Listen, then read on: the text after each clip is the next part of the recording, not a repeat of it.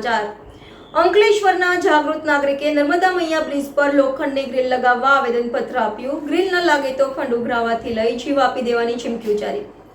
ભરૂચ અંકલેશ્વરને જોડતા નર્મદા મૈયા બ્રિજ ઉપર બ્રિજની બંને બાજુ લોખંડની રેલિંગ લગાવવામાં અંકલેશ્વરના જાગૃત નાગરિકે આવેદનપત્ર જિલ્લા કલેક્ટરને પાઠવી જો માંગ ન સ્વીકારાય તો ગ્રીલ માટે લોકફાળો ઉઘરાવવા તેમજ આત્મવિલોપન કરવાની ચીમકી ઉચ્ચારી હતી। ત્રાહિત લોકો માટે નર્મદા નદી મોતને વાલું કરવા માટે જાણે કે સુસાઇડ પોઈન્ટ બની ગયું હોય તેમ સમયાંતરે આપઘાતના બનાવો સામે આવતા હોય છે।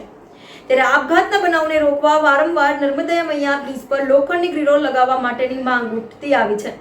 આજે અંકલેશ્વરના એક જાગૃત નાગરિક વિપુલ જાનીએ નર્મદા મૈયા બ્રિજ પર લોખંડની ગ્રીલો લગાડવા જિલ્લા કલેક્ટરને આવેદનપત્ર આપી રજૂઆત કરી હતી।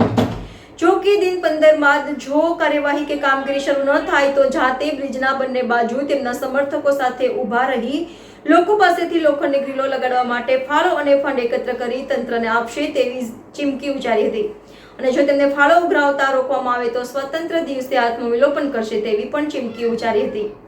NN news Ankleshwar. દર્શક મિત્રો, તમારી આસપાસ બની રહેલી અવનવી ઘટનાઓ વિશે જાણવા માટે NN ન્યૂઝને લાઈક કરો, શેર કરો, સબસ્ક્રાઇબ કરો અને બેલ આઇકન પ્રેસ કરો જેથી આપને નોટિફિકેશન્સ મળતી રહે। મારું નામ વિપુલ કુમાર મનુપ્રસાદ જાની છે। હું અંકલેશ્વર રહેવાસી છું। આજે જ મેં કલેક્ટર ઓફિસે એક અરજી આપેલી છે।